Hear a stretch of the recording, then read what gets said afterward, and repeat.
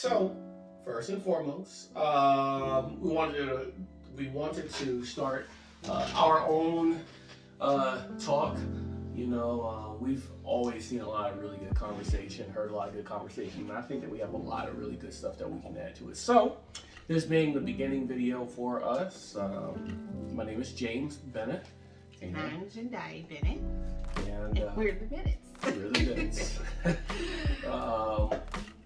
But we have a lot that we want to talk about, a lot of the different stuff that we're going to share, and so we look forward to you being able to just hang out with us, and we'll definitely we'll go on some really wild rides, some really good conversation. So anyway, today's topic, what we wanted to talk about, especially since we're big with relationships, we wanted to talk about. So we follow a certain group on social media. We follow several groups actually, and this is from one of the groups. Interesting topic we found. So pretty much, I'm gonna read the post anonymously because it's an anonymous post, but I'm gonna read it and we'll just kind of discuss what our thoughts are. Break it down, and and you can even comment and tell us what your thoughts are. Interesting conversation. Share and subscribe. That part. So here's the post. Hello everyone, please don't judge me because I'm already at the point of giving up. I am X amount years old and I am a married woman for 2 years now. I made a huge mistake in my life recently. I cheated on my husband. This is something I couldn't imagine myself doing. I don't know what came over me. I've been feeling guilty since the day it happened.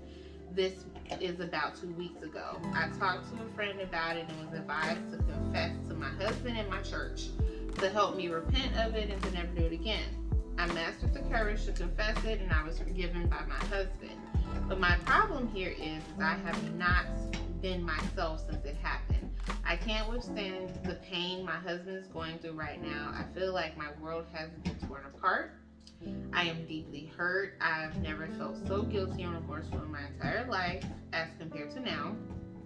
Though I've been forgiven, but I still feel depressed and lost. I don't know what to do anymore to let this feeling go. My heart is heavy, and now I'm thinking of suicide.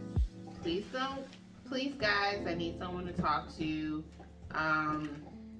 And she's prayed and fasted, and she just she can't justify why a married woman would do that. So that's the post. So I guess I can start with my thoughts. Yeah, tell me what you think. So my thoughts are I blotted out her age to preserve her, identity. But I think that based off of her age, she got married very young. And I am always an advocate for, I think that you can get married whenever you want to, it's your choice. But honestly, I just really don't think it's wise to get married before 25. I think there's a lot of things in life that you need to accomplish, personally, spiritually, financially, all holistically. I think that there's a lot that you need to accomplish before you dive into marriage. And I think the problem that I've seen a lot, and even myself, because I got married young, my first marriage, I was married young too.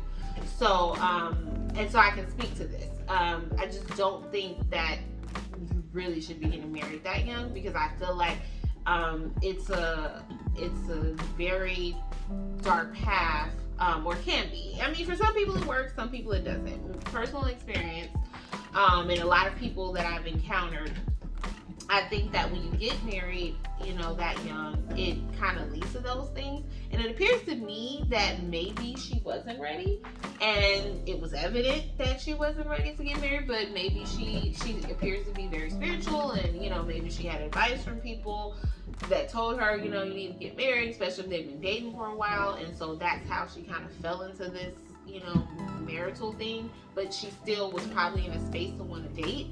And I think that's why, because she's like, I don't know why I did it, but I think that's why she wasn't really ready to commit to the whole marital aspect. she still wanted to have the avenue of dating. And I think she's grappling with that inside of herself. But me personally, I this is gonna sound bad, but I think that she just needs to forgive herself and move on from it, especially if the husband has moved on. And I just think that the whole suicide thing is just, that's a lot. But what are your thoughts? I mean, I think it's crazy, to be honest with you, like, legit.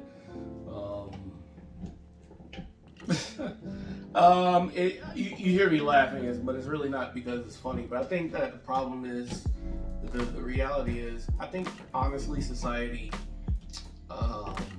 puts an unhealthy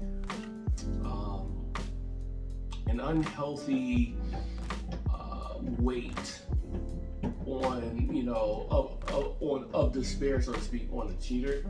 Don't get me wrong, people are I think that people are you know, if you cheat, you're wrong. But I feel like the problem is not everyone who's cheating is always out to cheat maliciously. The reality is that it's always in most relationships where cheating has happened, it's because either there was a lack of communication, a lack of intimacy, a lack of time, a lack of something. And I think, like, I honestly feel like, you know, the argument is often heard, well, if you feel like you're going to cheat, you should just leave the relationship. And I'm like, well, that's not always a very realistic approach. You know, I think you should communicate about it, but what about those people who do communicate about it and the other individual is, you know, still not listening? And mind you, you're married. You know, it's not like you're in a boyfriend-girlfriend relationship. And I think that a lot of times people consider, or they treat marriage like a boyfriend-girlfriend relationship, where it's like, oh, well, if it ain't working, just leave. And I'm like, no, you work through it. But sometimes you're in situations where people are in a rut, where your marriage is in a rut, and you aren't working through it, whether it's because you're arguing or whether you just don't see eye to eye, or you're just kind of hitting the low. I mean, that's just the reality of marriage sometimes. You know, everybody has highs and everybody has lows.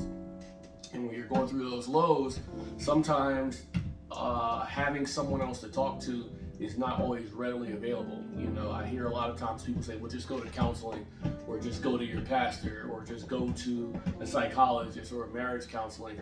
And that's not always... Pray about it. Yeah, or pray about it, you know. Not that I don't think that you shouldn't pray, but I just... Those are anecdotal answers, yes. Is the point. Yes, you need to pray and move. You pray and move, but sometimes it doesn't happen. And so because of that, you know, if, let's say, the husband or the wife, you know, is you know, constantly busy, you know, for example, and they're not pouring into their significant other's love tank, so to speak, then the reality is someone else might step into that role, and it may lead into things that you may not expect. I always hear some people always say, that would never be me. But you have no idea what you're capable of if you're put in that type of situation, you know. And just saying, well, I'll just leave, that again is not again the answer, because if I love you, I want to be with you, you know. So I feel as if ultimately what I'm saying is like, all right, you know, yes, she has, you know, understood what she did was wrong. And again, I'm not talking about the people who are just out to cheat. We're not talking about those types of people. We're talking about the people who are actually wanting to be in their marriage, wanting to be in their relationship, because not everybody who's together is married, obviously. But you want to be together, but you failed. You made a mistake. You know, I think that that person should understand and acknowledge, look, I made my mistake, I've learned from it, I'm gonna move forward. I don't believe in the once a cheater, always a cheater either. You know, a lot of times people like to label you, but you learn from your mistakes, you know. I just hope that she feels better about it, but that's just my thoughts. I mean, okay, so let's be clear about this. There was not enough information in regards to why. She said she didn't know why she cheated. She said something just came upon her and she just fell for this other person. So that's why I went with the narrative initially that she got married young. And I just think that she just found another person that was interesting, because these were the years that she was supposed to be on her dating journey and not necessarily married. Yeah. And mind you, also though, I think that it's like, okay, fine, you get married young. I do think that I think that a person who gets married too young, you are shooting yourself in the foot to a degree, because you haven't completely got a chance to learn yourself yet. Sure, you may just have graduated college or at least got directly into your 20s, and you may have an idea of what you want to do in life. But as you're in your 20s, you're still trying to figure yourself out and how you fit in this world and what you can contribute to this world. It isn't until you hit around 25 to 30, 32, 33 where you get a good idea of what you want to contribute to the world. And even then, you're still trying to figure stuff out, and you're still trying to meet different people and see what you like. So I feel like if you get married young, especially like early 20s, you have not given yourself a chance to really change yet, or to really develop to a point where you can say, I like this type of person for the rest of my life, or that type of person. Now, some people do. That's a very small number, though. I don't think that everybody... in this day and age. Because back then, sure, it's happened a lot more. But in today's society, where there's certainly equality, everyone is able to, where everybody is able to, move their careers, the directions and the ways that they want to go.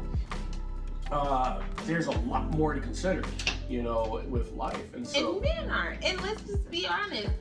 A lot of men, it isn't just the women, a lot of men are not ready to be married because there are career aspirations that men want to accomplish. Yeah. You need that, I call it the selfish times, like in your 20s. That's your selfish time. You should be able to be selfish. You should be selfish. Don't let nobody make you feel bad about that. No, you should be selfish and you should do what you want to do. You should live, because when you get married and when you start a family, that's it. Let me be clear. It doesn't mean that it is bad or that your life is over. It just means that now that's a different phase. You're now having to put someone else into the equation. Yeah. With marriage comes sacrifice. I can't just take a trip and we're not on one accord. All right. It doesn't work like that. No, it doesn't work like that. We have a family, so we have to do what's best for the family. Yeah. Now we can work together and be like, hey, you take a trip. Fine, that's cool with me, or whatever. But for me, in my late 20s or mid 20s, I would just hop up and go because I could. I had the money, I had the time, and I had the friends that were willing to do it. So it was not an issue. Yeah. But now I can't hop up and go. So that's why before you get married, you need that selfish time, because I'm satisfied. I can sit in my marriage and not have any regrets or think like, oh, I wish I would have traveled more. Oh, I wish I would have did this more. I don't have those regrets because I did it. Yeah. And I had my selfish time to do so. So I think that for this particular young woman, I think that she is going through that selfish time, but unfortunately she's going through it married. Yeah. And I think that because she's going through it married, it unfortunately resulted in the cheating. And I think maybe that's what she's grappling with. Maybe that's the thing that makes her feel so bad, because she internally, I perceive it as she's grappling with it because she probably doesn't want to be married for real. Yeah. And I think that may be a potential reason.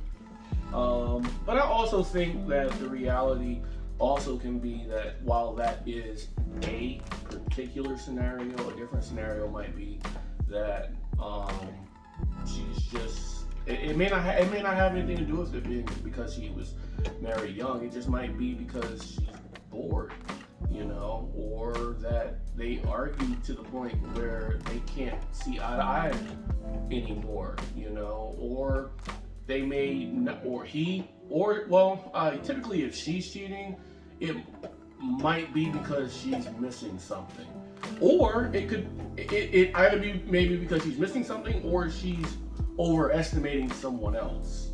You know what I'm saying? So what I mean, so she might be missing something from the standpoint of, okay, he may not be necessarily contributing to her love tank, right? Oh. He may be working all the time, but it may also be the flip side of stuff. 'Cause I've seen a lot of women who do this too, or guys, but I'm speaking on a woman's perspective. I at least think for some women, and that is that she sees her man or her husband, and she sees another man who's making more money, or who's who's more attractive, or has swag, or whatever. And the thing is, she in that weak moment may want to try that out. It but happens. I think that just goes back to the dating years, though. The I don't time know. period. I feel like it does. I think it's like it does. It can. That's what I'm saying. I'm saying that can be a situation, but it's not always the reason. It's kind of like if, let's say you got married. We got married. When I got married, I was 30? 28. I was 28. And so the thing is, it's like some people might get married even in their 30s or whatever, but as years pass on, sometimes it's just a matter of just wanting something new. And that it has nothing to do. They may have dated all throughout, but then you're with someone. Sometimes when you're with somebody for a long time, you start to take it for granted. You get familiar with it, and so some people cheat because they just want to try something new. And so that might have been her situation. That's what I'm saying. You are saying that you don't think that you're not disagreeing with the selfish years thing, but you're saying that you also think that it's a possibility that it also could be that she just seen something different and she acted on it. Yeah, it could be a plethora of different things. I mean, she could have been big in her own career, and now you're around a bunch of other people who make a lot of money, or both of them might have made a bunch of money. And if you're making a bunch of money, a lot of times that requires sacrifice of time. And if you're sacrificing your time, you're not necessarily committing, to that other person's love tank. And you begin to get separated, and somebody else is able to fulfill that time, that you have. This is our dog Jomo, who loves to, be involved. He loves to be involved, but yeah, there you go. Say hi. That's him. but I think the thing is, I think that honestly, ultimately, I feel like she needs to learn how to forgive herself. But she also has to. I think it's about also reevaluating how you perceive cheating in the first place. It sounds bad and taboo to talk about that. Okay, so let's do this. Let's break down different variations of cheating. So, from my perspective, and cheating is wrong. It's wrong across the board. Wrong. We get that. Wrong across the board. But let's and she didn't verify what type of cheating, because there are different types of cheating. There is the physical cheating, where you have a situation. She didn't say she physically cheated, and she didn't say she emotionally cheated. And I personally think, so the breakdown for me is emotional cheating is when you're having conversations with another person outside of your marriage, like intimate conversations, things that you would share with your partner, but you're not sharing it with your partner, you're sharing it with this person. And there's a certain level of intimacy. And this is also not to include, this doesn't mean that, this is not including female or male friends of the opposite sex. Because at least we believe you can have friends of the opposite sex. I know that there are some people who don't believe that, and so with boundaries, but of course, so there are certain things they may know about you already. Especially if you were friends, like you and I both have male and female friends that we've known before we even knew each other. Yeah. So that's not the same level of intimacy. That's a platonic intimacy. I've shared things with my male friends that I've known for years, but those things are the same things I share with you. And there are things that you know that they certainly don't, and they will never know, because that's not that level of intimacy. So I think the problem comes in is when you're sharing things that are, or you're telling this person first. Right. Like for me, when something happens, we're the first people to tell each other. You know, we Yeah. tell each other everything. You shouldn't be going around and telling your other friend, you know, or whatnot, stuff that you haven't even told you yet, or certain things at all. You know, Right. I think there are some things that shouldn't be spoken about.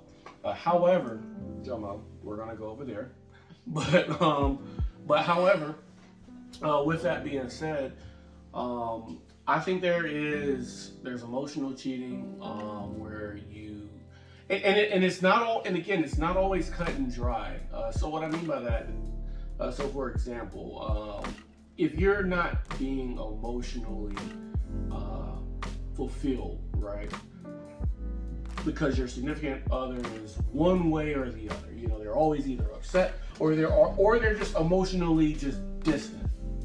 You know, whether it be because work is hard, whether it may be because someone important to them passed away, whether it be because if you're just having a child postpartum, you know, all of those different things may contribute to why that person may no longer be emotionally available. And while it is true that would then or grief, you know, while that is true that it should cause me or you to want to go and contribute to helping you feel better, that's also emotionally tiring.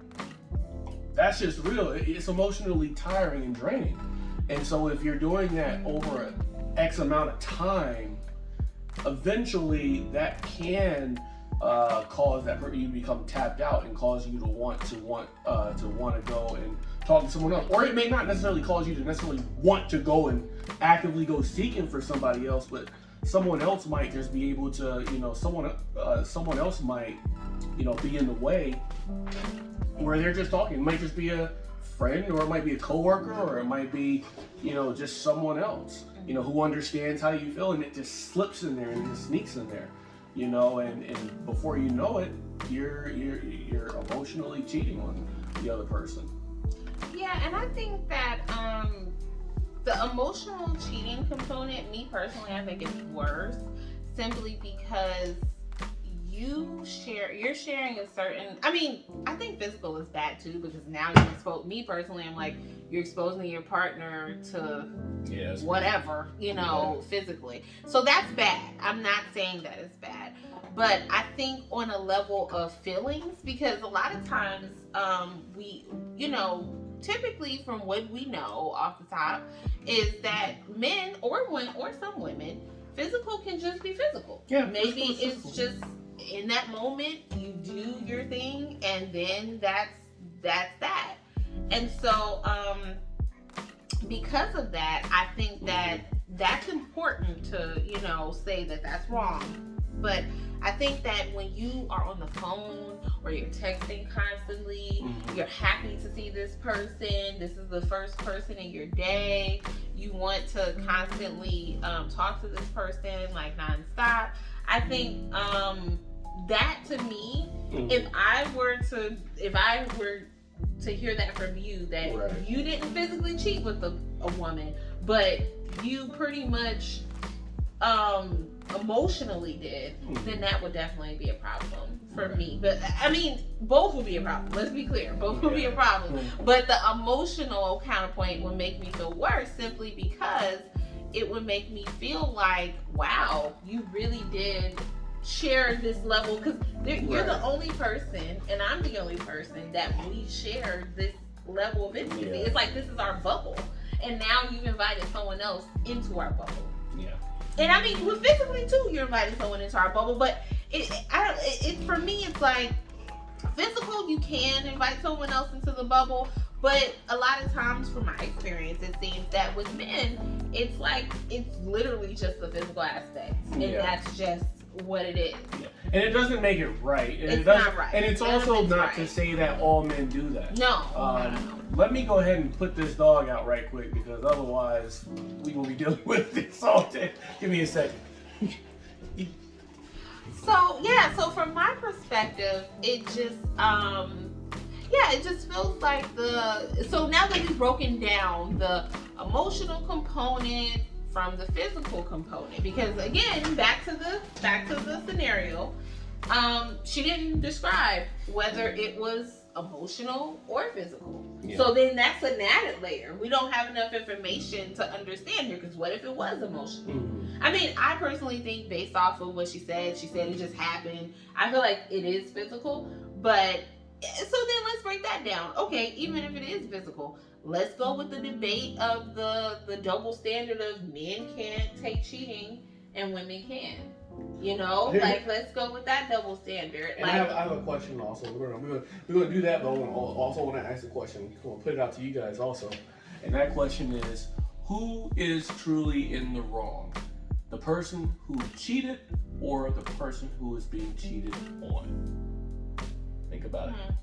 What? Well, okay, because I get why you asked that question, because him and I frequently talk about these cheating instances where a lot of times the other person that got cheated on, there are a lot of bad things and broken things in the relationship that the other person didn't fix or didn't want to fix. But also everybody demonizes the cheater. The cheater, yeah, demonizes the cheater. So then when this person finally feels like, oh, okay, I've had enough, or, you know, or even absentmindedly. Sometimes I think it's like water sometimes. I think sometimes, and again, I want to put it out there, I am not agreeing with cheating in any point in time. If you feel like you're going to do that, you need to either end the relationship or let your partner know.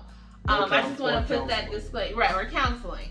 I just think that disclaimer needs to be there. But I think that it's like water, you know, it's going to go in the course of least resistance. And I think that sometimes that least resistance is another person, especially if that person is seemingly listening to you, catering to you, doing all the things that your spouse isn't doing. And to add insult to injury, you've been telling your spouse, like, hey, I want to do this, hey, I want to do that, or I don't like that, I don't like this, and your spouse is blatantly ignoring those things. They're just absolutely ignoring They're absolutely or let's say they're not having sex. That's something that's important. I mean, let's just be real. Or the kind of sex. Because sexual compatibility is important. Him and I talk about that often. Sexual compatibility is a thing, and it's important. And it's not a matter of someone just knowing what to do. You'll have a lot of people who say they know what to do, so to speak. But the reality, however, is everybody's different. And as everybody's different, people also change over time. You know, so the things you may like now, you may or may not like later. You know, and if your partner or you are not willing to learn different stuff, you know, or just have fun at the same time, that can also contribute to, you know, a lack of community. And then I think that's also the thing. A lot of times, it's been known that more often than not, men are unlikely to want to talk about their failures within performance, you know, and women are not likely to say that because they don't want to. They're fearful that they may hurt their feelings or their ego. Yeah, right, or their ego, you know, and pride gets in the way for guys oftentimes. Not all men, but a lot of men. You know, I think that, you know, because of those gaps also happening, that creates a chasm where someone else can fill that void. You know, but I think ultimately it's just one of those things where it's like, okay, fine, you know, we're not communicating, we're not talking. I lost where I was going from this.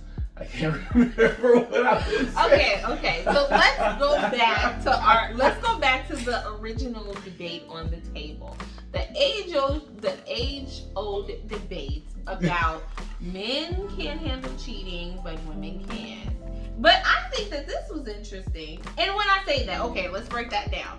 That means that when women cheat, men leave. They don't want anything to do with it. They're done with the situation. More often than not. Again, there are exceptions to the rules all the time. And women cheat also just as much as men do. Yes. I think it's men and women. Women and women. But I'm talking about this debate. This specific debate that we've all have heard, men can't take cheating, but women can. Because, I mean, you see it. I mean, it's even in your families. You see it. Women will stay with men for years. I mean, me personally, even in my family, I've seen some situations where there were children, and I'm like, wait a minute, where did these kids come from? You know what I mean? Like, but they're still together. I'm gonna stand beside him, and so. And these are like, and this goes into the repeat offender cheater. By the way, these are the repeat offending cheating. It isn't like, oh, I made a mistake one time and then that's the end of it type of thing. Cheating. It's the perpetual thing. But that's on the woman's side. But on the man's side, we get into she cheats one time and he's done. I feel like he's done. So I feel like that's typically what is. I don't always think that's true. So I think that's what is pushed to be believed, is that more oftentimes than not, men are unable to accept it. And I think there's a level of truth to it, only because I feel like men are territorial in a way that women are not. Women can be territorial. No, I didn't say that women can't be territorial. I said they're territorial in a way that women are not. We're territorial in a different way. And seeing another man, it's almost like that. Men, I feel at least, by nature, their main goals are to protect, provide, to love, and to teach. Teach what you know. And so, whereas I believe, at least to a large degree, not all women, but most, are more on the nurturing side of that, and you receive those types of things, but you provide in a different way, more oftentimes than not. How I see it. And again, this is not all women, this is not all men. It's just there are certainly exceptions to the rule, but for the most part, that tends to be what is shown within society, or at least within history. So, because men tend to be the provider and the person who's supposed to be technically the dominant individual, and my version of dominant is not the same as what the dominating. It doesn't mean bossing someone around, but being you're the structure. That's what I mean by dominant. Is you're the structure. You're supposed to hold things together. You're supposed to be the person who is insulating the family, is what I mean.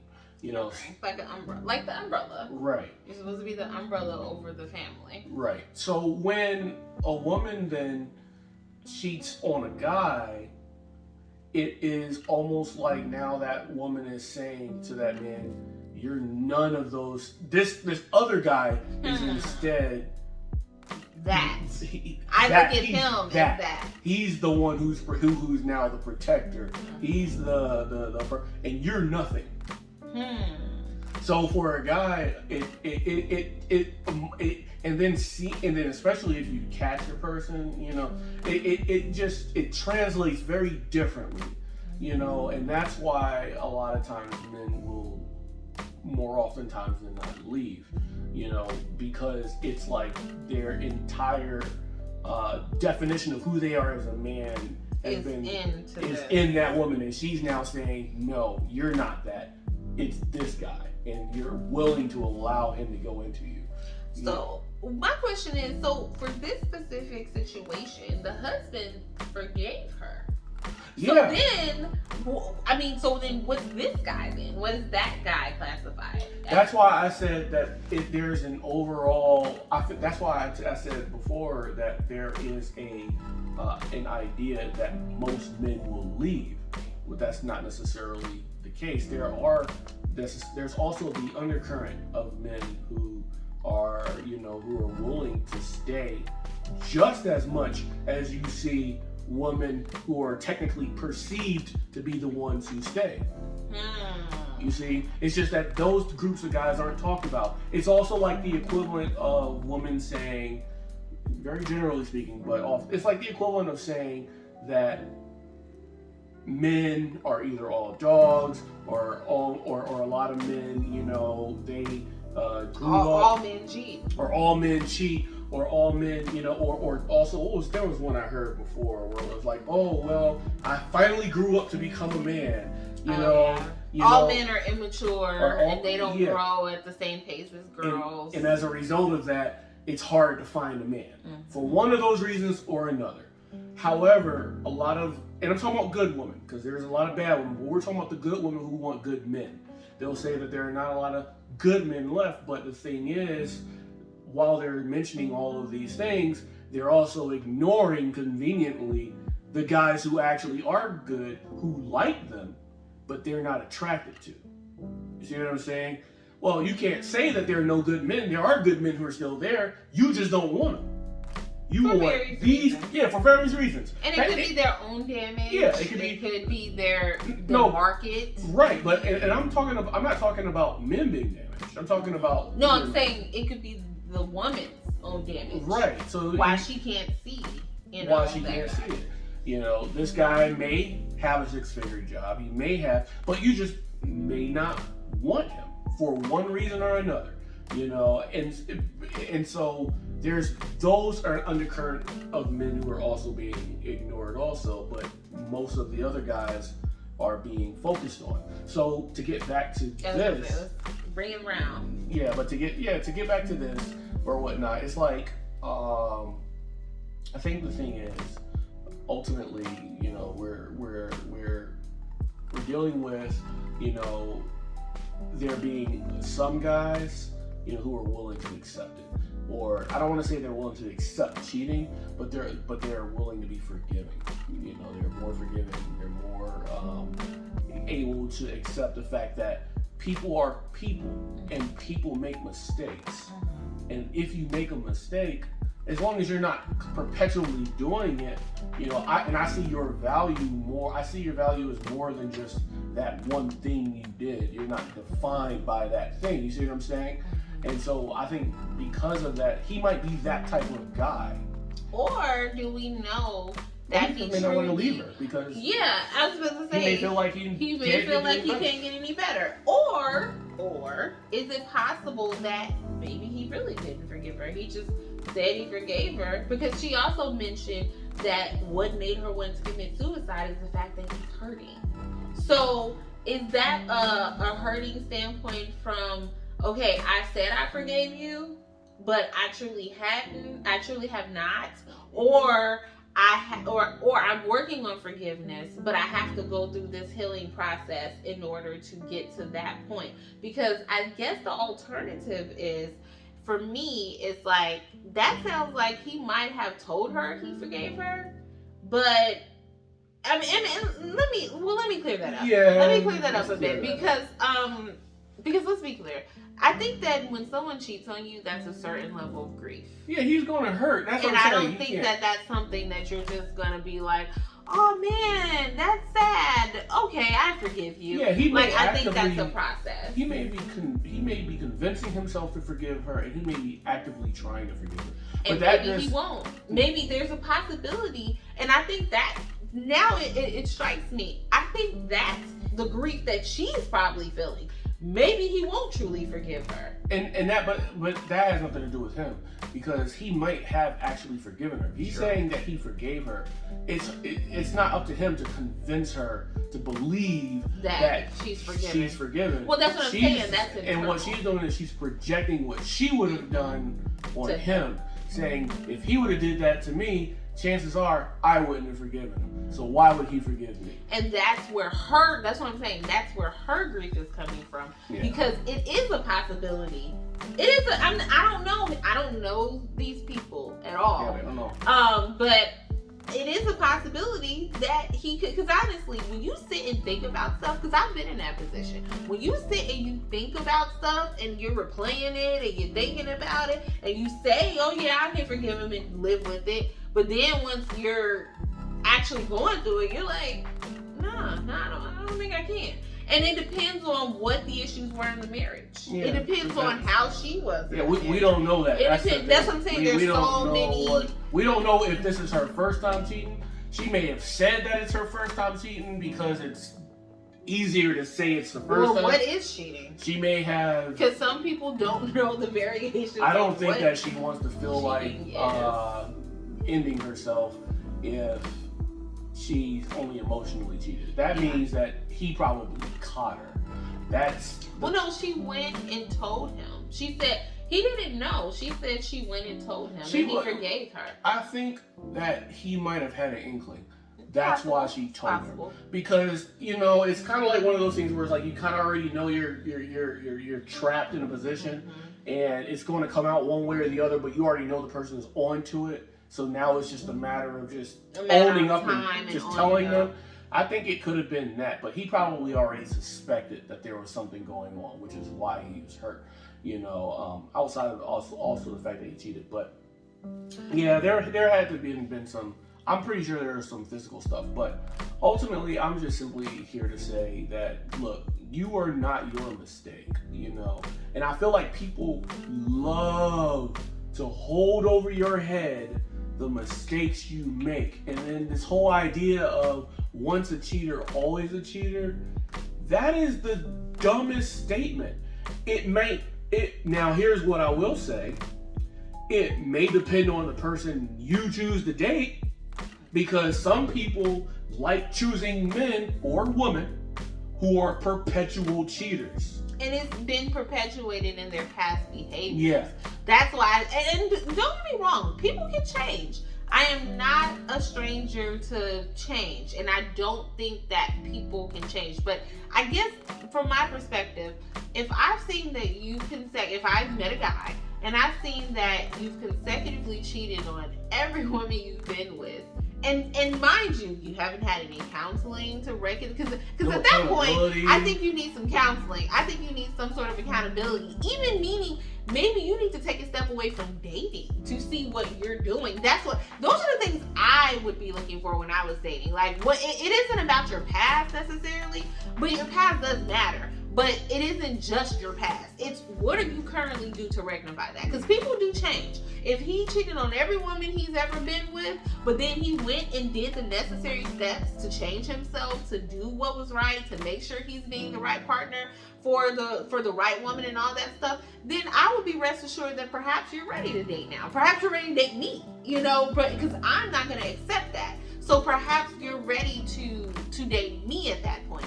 But for me, again, it would have to be what are not just your past, but your present. What have you done up to this point that has been proven that you're no longer in that space? Right. And that would bring it to the next question, which is then, do you talk about your past relationships? Absolutely. A lot of people do not want to talk about that. Absolutely. But we're going to get into that in the next video because we're out of time at this moment. However, I can't wait to continue to talk to you about it. And again, this is my wife, Jendaya. We've been married now for 6 years, going on 7. Going on 7. So we've learned a lot. We've had a lot of great times, and we've had a lot of challenges. But I think that's one of the best things about marriage. It's not the rose-colored glasses. It's not always easy, but it's certainly worth it. You know, especially when you're with your best friend, you can talk about all of the conversations that most people can't talk about. You know, and so I appreciate you for that. But till next time, we're going to talk about a lot of stuff. If you have any questions, let us know. If you have any comments, certainly tap down below. And man, look forward to talking to you next time. Again, like, share, subscribe, and have a great day. Bye. Bye-bye.